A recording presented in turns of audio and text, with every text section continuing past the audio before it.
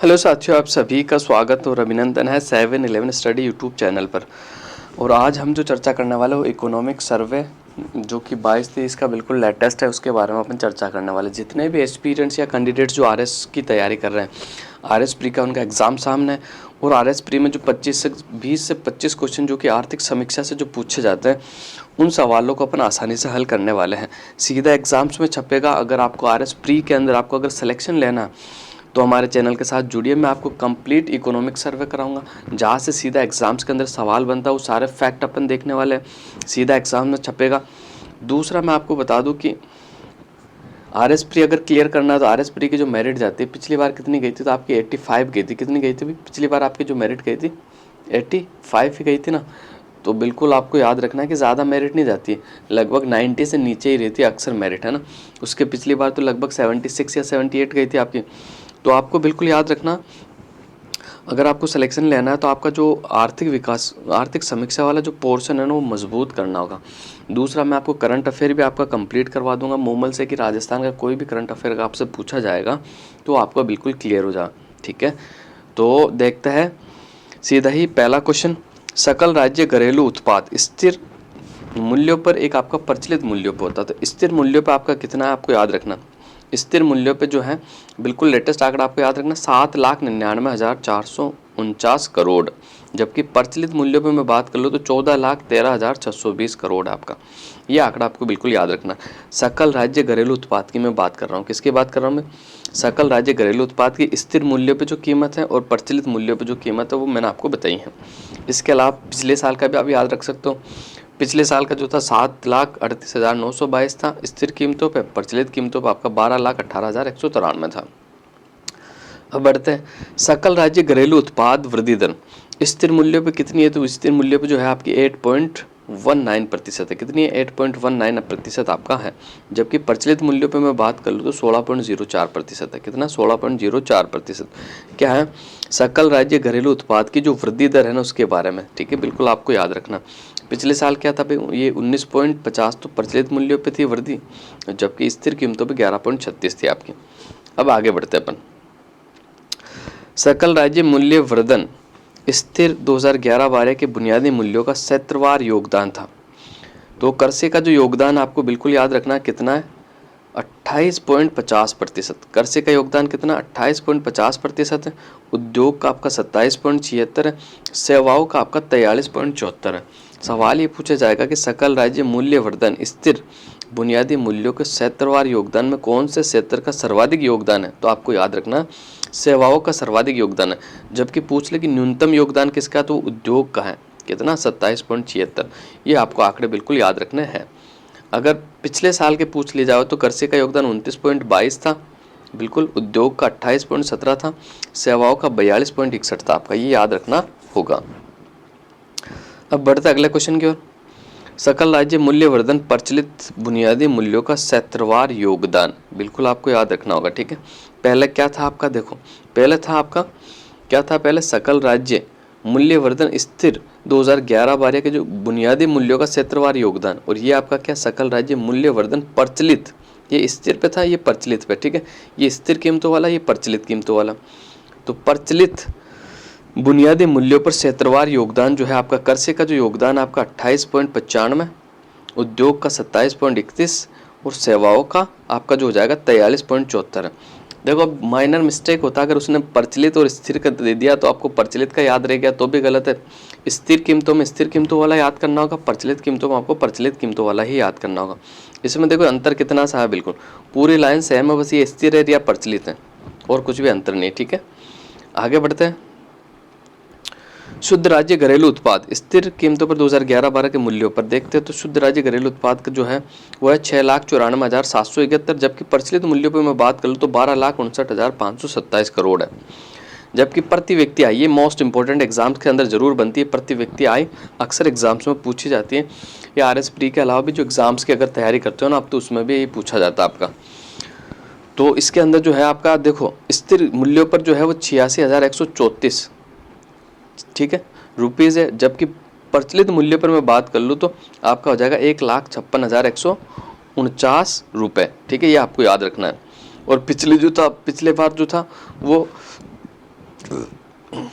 80,545 और 1,35,965 ये पहले वाला था आपका, ये बिल्कुल याद रखना आपको, ठीक है। बढ़ते अगले फैक्टों की ओर। देखो अब आपको याद रखना कि ये वाला आपका बिल्कुल इंपॉर्टेंट है। कर से उत्पादन सूचकांक आपसे पूछा जा सकता है कि कर से उत्पादन सूचकांक कितना आपका, तो कर से उत्पादन सूचकांक देखो आधार वर्ष 2005 से 6 और 7 से 8 बराबर 100 के बराबर कितना है, 201.40 है, ये आपको याद रखना है। इसके अलावा कुल खाद्यान्न जरूर पूछा जाता है, जो कि लाख मैट्रिक टन में होता है आपका, किस में होता, तो 2022-23 में जो था ना 253.99 लाख मैट्रिक टन कुल खाद्यान्न उत्पादन आपका एग्जाम्स में जरूर पूछा जाता है, बिल्कुल याद रखना। औद्योगिक उत्पादन सूचकांक की मैं बात कर लूँ तो 2011-12 का इसका आधार वर्ष है कितना है, 134.65 है, आपको याद रखना है। इसके अलावा थोक मूल्य सूचकांक का आधार वर्ष पूछा जाता है, कई बार एग्जाम्स में आधार वर्ष पूछ लिया जाता। थोक मूल्य सूचकांक का तो 1999 से 2000 है, जबकि औद्योगिक उत्पादन सूचकांक का आधार वर्ष 2011-12 है। और 2022 के तहत जो है कितना है इसका, तो 388.29, ठीक है, 388.29 बिल्कुल आपको याद रखना। और कितना प्रतिशत में परिवर्तन हुआ, तो 4.60% आपको याद रखना। इसके अलावा अधिष्ठापित क्षमता ऊर्जा कितनी होगी टोटल, नवीनतम रिपोर्ट करना सर 23,487 होगी, 23,487 मेगावाट, आपको बिल्कुल याद रखना है, ठीक है। आर्थिक समीक्षा के अनुसार बता रहा हूँ मैं आपको, क्लियर। अब बढ़ते हैं अगले फैक्ट की ओर। वाणिज्यिक बैंक शाख सितंबर 2023 तक कितनी होगी, तो 2022 का आंकड़ा सितंबर फरवरी में तो आपकी आ गई थी, तो इसकी जो थी वो थी 4,41,569, ठीक है। ये आंकड़ा भी आपको याद रखना, वैसे पूछा नहीं जाता फिर भी एक बार देख लेना आप। अब राजस्थान की रूपरेखा एक बार देख लेते हैं। राजस्थान जिसे राजाओं की भूमि कहा जाता है, उसका क्षेत्रफल 3,42,000 वर्ग किलोमीटर है, जो कि 7 संभागों और 33 जिलों में विभक्त है। अब ये बदल गया, अब 10 संभाग और 50 जिले हो गए। ये देश का कुल भौगोलिक क्षेत्रफल का 10.41% है। स्वास्थ्य एवं परिवार कल्याण मंत्रालय भारत सरकार के अनुसार 2022 में राजस्थान की जनसंख्या अनुमानित, ये आपसे पूछा जा सकता है कि वही वर्ष 2022 के अनुसार राजस्थान की जो जनसंख्या अनुमानित कितनी हो जाएगी, तो 8.01 करोड़ हो जाएगी। कितनी हो जाएगी, 8.01 करोड़, जबकि 2011 के अनुसार आपकी कितनी थी, 6.85 करोड़ थी। कितनी थी, 6.85 करोड़, आपको याद रखना। जनसंख्या के आधार पर देश का 7वां बड़ा राज्य है। कौन सा 7वां बड़ा राज्य, ये देश के उत्तर पश्चिमी भाग में स्थित है। अगर देखो यही अगर देश में आपको 2011 की जनगणना के अनुसार पूछ ले तो 8वां था, क्योंकि फिर 2014 में तेलंगाना अलग हुआ, फिर 7वां हुआ, ठीक है, यह याद रखना।